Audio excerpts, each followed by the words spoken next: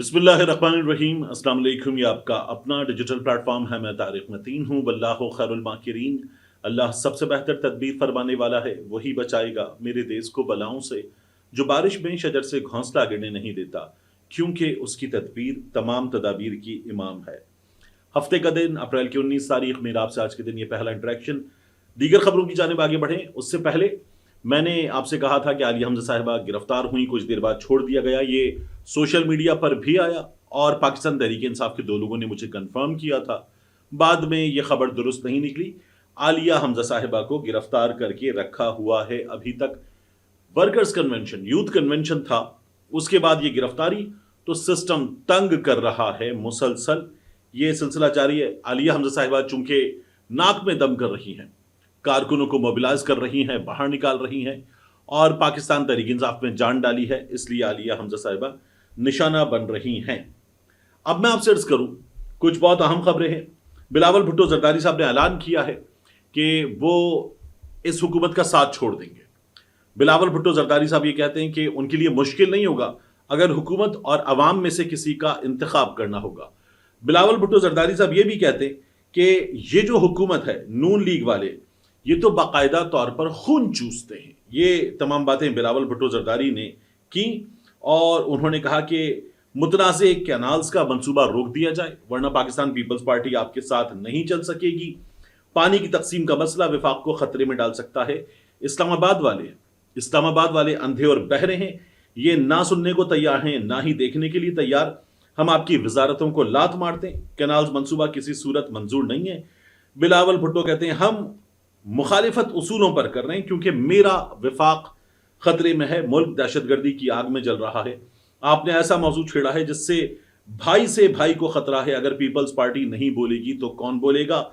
जो कैनाल बना रहे हैं वो इस्लामाबाद में बैठे हैं। बिलावल भुट्टो जरदारी कहते हैं वो इस्लामाबाद में बैठे हैं। ये शेर वाले अवाम का खून चूसते हैं। नून लीग का हर मंसूबा किसान दुश्मन होता है।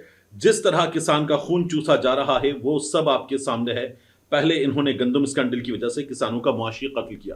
मुनाफिकत की इंतहा है।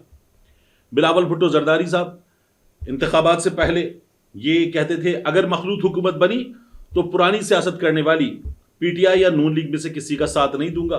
बिलावल भुट्टो जरदारी ने इलेक्शन से पहले ये कहा था कि मियां साहब के किरदार से बहुत मायूस हूं और उसके बाद उन्होंने कहा कि पीडीएम के किरदार से भी बहुत मायूस हूं। आजकल हमारे फासले काफी वाजे हो चुके। अगर इन्होंने यही पुरानी सियासत करनी है तो मैं इनका साथ नहीं दे सकता। और एक जमाने में हमारा यह ख्याल था कि लेवल प्लेइंग फील्ड मिलेगी, नहीं मिली।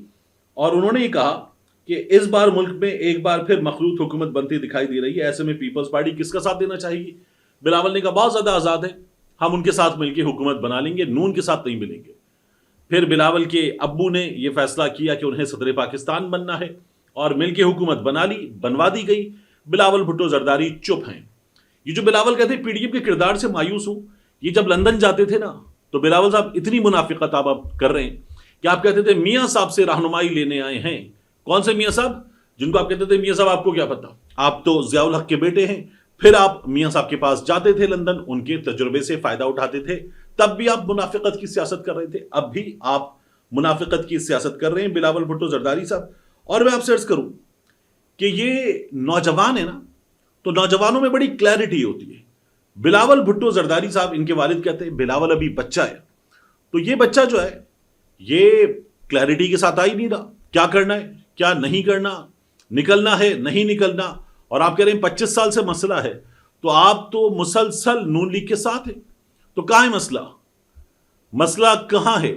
आपको अलग होना था तो फिर आपकी जो साथ मिलकर बैठे हुए हैं, दो सूबों में आपकी हुकूमत है, आपके गवर्नर्स हैं, आपकी तमाम चीजें हो रही हैं, आपके अब्बू सदर पाकिस्तान हैं और आपके अब्बू जो हैं वो इन कैनाल्स के मंसूबे पर ब्रीफिंग लेने के बाद इत्मीनान का इजहार कर चुके हैं।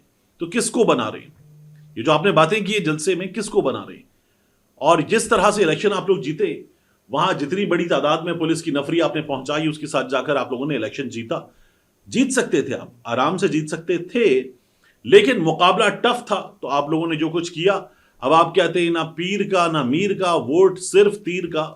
तो इंटीरियर सिंध में आपका वोट है, लेकिन बहुत बुरी तरह से डैमेज हुआ है। बिलावल भुट्टो जरदारी साहब को यह बात नहीं भूलनी चाहिए। अब इसके बाद मैं आपसे अर्ज करूं, मैं देख रहा था कि یہ جو میاں عباد فاروق نے پیشی کے موقع پر کہا نا عمران خان مسائل کا حل ہے، عمران خان بچائے گا، اور کہا کہ میرے لیڈر عمران خان کو عمران خان رحمت اللہ علیہ کہا کرو، تو اس پر میں دیکھ رہا تھا کہ میاں عباد فاروق، منیب فاروق ان کا جواب دینے آئے، اور منیب فاروق صاحب نے کہا کہ پاکستان کی وجہ سے عمران خان ہے، عمران خان کی وجہ سے پاکستان نہیں ہے۔ آپ کی ہمت کیسے ہوتی ہے یہ بولنے کی کہ عمران نہیں تو پاکستان نہیں؟ آپ کی روح نہیں کانپتی، آپ کی روح نہیں کانپتی۔ اور پھر انہوں نے یہ کہا کہ عمران خان اس نے ساری زندگی کسی اور کی جیب میں ہاتھ ڈالا ہو، کیا آپ انہیں رحمت اللہ علیہ کہہ سکتے ہیں؟ یہ منیب فاروق صاحب سوال کر رہے تھے۔ وہ کہنے لگے کہ ہم تو رحمت اللہ علیہ قائد اعظم کے ساتھ کہتے ہیں۔ تو منیب فاروق صاحب بات یہ ہے کہ آپ ایک عدد وکیل ہیں، صحافت کر رہے ہیں، مرضی ہے آپ کی، لیکن رحمت اللہ علیہ جو ہے نا اس کے بارے میں آپ جو مفتیان کے فتاوی ہیں، وضاحت ہے، اس کو دیکھ لیں تو رحمت اللہ علیہ ایک دعائیہ جملہ ہے، اللہ کی رحمت ہو۔ یہ عام طور پہ استعمال ہوتا ہے مرحومین کے لیے، بڑی شخصیات کے لیے، مرحومین کے لیے، اور ہمیں جو دین کا مطالعہ ہے وہ بتاتا ہے کہ صحابہ کرام کے لیے بھی اس کا استعمال کیا جا سکتا ہے، لیکن عام طور پر صحابہ کرام کے لیے رضی اللہ تعالی عنہ کا استعمال ہوتا ہے، اور فقہا کے نزدیک صحابہ کرام کے لیے رضی اللہ تعالی عنہ، تابعین کے لیے رحمت اللہ علیہ، اور ان کے بعد صالحین کے لیے غفر اللہ یا تجاوز اللہ، یہ الفاظ استعمال کیے جاتے ہیں، تو مرحومین کے لیے استعمال ہوتا ہے۔ میاں عباد فاروق سے غلطی ہو گئی، عمران خان صاحب جو ہیں وہ الحمدللہ زندہ ہیں، اور عمران خان صاحب کے لیے استعمال کرنا وہ جذباتی ہو رہے ہیں۔ میاں عباد فاروق ظاہر ہے کہ مشکل جھیل رہا ہے، اور پھر اس کا بیٹا جن حالات میں گیا ہے اس پر بات کرتے، آپ اس کے ساتھ جو ظلم ہوا ہے اس پر بات کرتے، 9 مئی کے فوری بعد جس طرح سے اس کا بیان آیا تھا اس پر بات کرتے، میاں عباد فاروق پر بات کرتے ہوئے، رحمت اللہ علیہ پر بات کرتے ہوئے، جب منیب فاروق صاحب بات کر رہے تھے اور کہہ رہے تھے کہ عمران خان کا ہاتھ ساری عمر کسی اور کی جیب میں رہا ہے، تو میں سوچتا ہوں کہ ان لوگوں کو بڑا زوم ہوتا ہے۔ یہ صحافی، مخصوص صحافی بڑے زور و شور سے کہتے ہیں کہ دیکھیں جی میاں صاحبان تنخواہ نہیں لیتے، نواز شریف صاحب بھی نہیں لیتے تھے، شہباز شریف صاحب بھی تنخواہ نہیں لیتے۔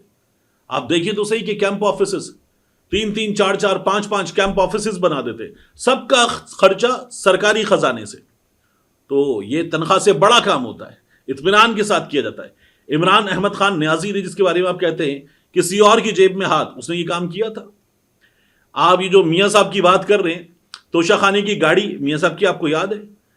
ریکارڈ پر ہے، یہ جو توشہ خانہ کی لسٹ آئی تھی نا ریکارڈ پر ہے، مرحومہ اللہ تعالیٰ غریق رحمت فرمائے، لیکن کلثوم نواز صاحبہ گھڑیاں کتنی ہیں پڑھ لیجئے، میاں نواز شریف صاحب کیا کچھ کیا پڑھ لیجئے، منصور علی خان کا انٹرویو، مریم نواز شریف صاحبہ یہ کاٹو یہ کاٹو یہ مت چلانا، اور مریم نواز شریف صاحبہ گاڑی کا جواب نہیں دے سکی تھی۔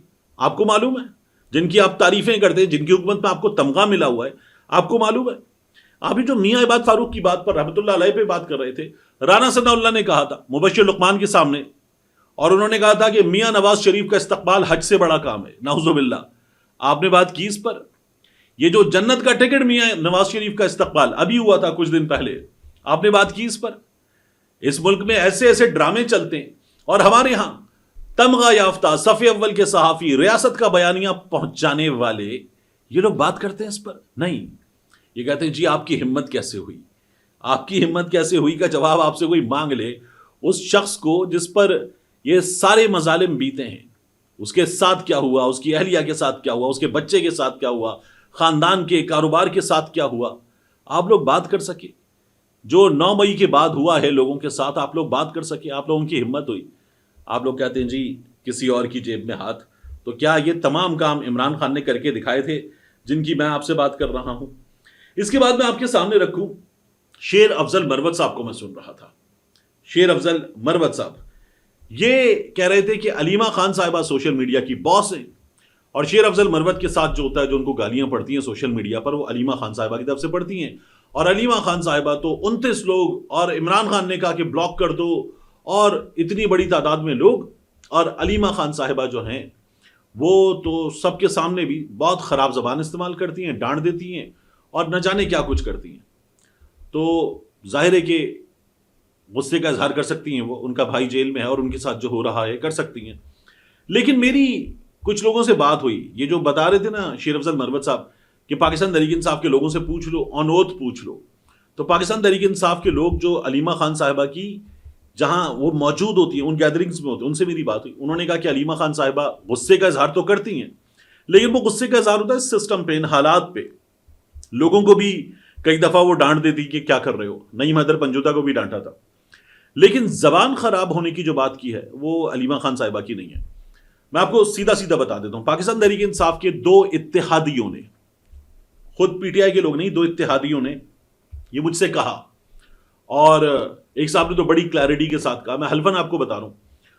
تو انہوں نے بشرا بی بی کے بارے میں کہا کہ بشرا بی بی نے بڑی سخت زبان استعمال کی، گدھ کے، مردار کے، غدار کے الفاظ بشرا بی بی نے استعمال کیے تھے، اور 2 بار استعمال کیے تھے 2 گیدرنگز میں. لیکن بشرا بی بی نے، اب یہ ان کا بیان ہے نا، بشرا بی بی کا بیان ہمارے سامنے نہیں آیا، لیکن علیمہ خان صاحبہ کے بارے میں زبان کے حوالے سے یہ الفاظ ہمیں نہیں پتا چلے جو شیر افضل مروت صاحب بتا رہے ہیں. ہو سکتا ہے شیر افضل مروت صاحب کو کہا ہو، ممکن ہے، لیکن میں دیکھ رہا تھا کہ یہ سب کچھ جو شیر افضل مروت صاحب بتا رہے ہیں مجھے پاکستان تحریک انصاف کے لوگوں سے سننے کو نہیں ملا. اس کے بعد ایک خط لکھا گیا ہے، یہ خط لکھا گیا ہے جاوید اکرم صاحب کی جانب سے، بریگیڈیئر ریٹائرڈ جاوید اکرم صاحب، فائزہ مراد صاحبہ ان کی بہو ہیں، پاکستان تحریک انصاف کی کارکن ہیں، وکیل ہیں. انہوں نے کہا میرے سسر بریگیڈیئر ریٹائرڈ جاوید اکرم کا کوٹ لکھپت جیل سے خط، جہاں وہ ایک غیر آئینی غیر قانونی فوجی عدالت کے فیصلے کے بعد 6 سال کی سخت قید کاٹ رہے ہیں، عمر کے اس حصے میں بھی وہ جبر اور ظلم کے خلاف ڈٹے ہوئے ہیں. یہ انہوں نے لکھا اپنے سسر کے بارے میں. خط کیا ہے؟ خط شروع ہوتا ہے، بنے ہیں اہل ہوس مدعی بھی منصف بھی، کسے وکیل کریں کس سے منصفی چاہیں، چمک اٹھے ہیں سلاسل تو ہم نے جانا ہے کہ اب سحر تیرے رخ پر بکھر گئی ہوگی. فیض احمد فیض کا کلام. آگے وہ لکھتے ہیں جاوید اکرم، security barrack, Kot Lakhpat jail Lahore. میرے عزیز دوست، لنڈن پلان کے تحت فارم 47 کے ذریعے جس طرح ملک میں جمہوریت کا جنازہ نکالا گیا، اس سے ملک میں کبھی استحکام نہیں آ سکتا. پی ٹی آئی کا مینڈیٹ واپس کیا جائے تاکہ ملک کے مسائل اور بحرانوں کا خاتمہ کیا جائے. عوام میں بڑھتی ہوئی مایوسی انقلاب کا پیش خیمہ ہے. بلوچستان میں لگی آگ کو بجھانا موجودہ مفاد پرست حکمرانوں اور ان کے لانے والے کے بس کی بات نہیں. عمران کے ویژن اور بیانیے کو ملک بھر اور بیرون ملک بڑی واضح تائید سے موجودہ حکمرانوں کے لانے والوں کو پیغام جا رہا ہے کہ قوم جعلی حکومت کو تسلیم کرنے کو تیار نہیں ہے. عمران خان کا ساتھ دینے پر مجھے بے حد تشدد کا نشانہ بنایا گیا. کئی اداروں نے قید تنہائی میں رکھ کر مجبور کیا کہ پی ٹی آئی کا ساتھ چھوڑ دوں، لیکن اللہ تعالیٰ کے کرم سے یہ قدم نہ ڈگمگائے. میرا وزن تو بہت کم ہوا لیکن میری روحانیت بہت مستحکم ہوئی. جیل میں 5 بیماریوں کے ساتھ خفیہ اداروں کے حکم پر علاج اور دوائیاں بھی بند ہیں. میرا ایمان اور ارادہ اللہ تعالیٰ کے کرم سے اتنا مضبوط ہے جتنا آسمان. مجھے فخر ہے کہ میں اور میرے ساتھی عمران خان کے ساتھ کھڑے ہیں. میرا اور میرے لیڈر کا ٹارگٹ لندن، امریکہ اور بیلجیم میں جائیدادیں نہیں بلکہ ریاست مدینہ ہمارا ٹارگٹ ہے. انشاءاللہ وہ دن دور نہیں جب عمران خان جیل سے باہر ہوگا. ہمارا رول ماڈل ریاست مدینہ ہوگا. اس دھرتی پر نیا پاکستان بنے گا آپ کی دعاؤں اور اللہ تعالیٰ کے کرم کا طالب بریگیڈیئر ریٹائرڈ جاوید اکرم. یہ انہوں نے لکھا ہے، بڑا سیلف ایکسپلینیٹری ہے، سب کچھ کلیئر ہے. پاکستان تحریک انصاف کے لوگ جو جیلوں میں ہیں، پاکستان تحریک انصاف کے لوگ جو اس وقت مصیبتیں جھیل رہے ہیں، یا عمران خان صاحب، تمام کے تمام اپنی جگہ ڈٹے ہوئے ہیں. بزرگ ہیں، یہ بیمار ہیں، لیکن اس کے باوجود بھی ڈٹے ہوئے ہیں. عمران خان 72 برس کے ہیں، جیل میں ہیں، بیمار نہیں ہوئے ہیں، لیکن اس کے باوجود بھی انہوں نے کوئی ڈیل اسٹرائک نہیں کی ہے. اس کے بعد آپ دیکھیے یاسمین راشد صاحبہ کو، دیگر لوگوں کو، تو آپ کو اندازہ ہوتا ہے کہ کس طرح سے جیل کاٹی جاتی ہے. اور ہم نے جن لوگوں کو شدید شکایتوں اور مصائب کے واویلا کے ساتھ اس ملک میں سیاست کرتے دیکھا ہے، ان کی سیاست اور پاکستان تحریک انصاف جو پہلی بار اقتدار میں آئی تھی اس کی سیاست ہمیں زمین آسمان کا فرق نظر آتا ہے. ملتے ہیں انشاءاللہ آپ سے اگلی ویڈیو میں.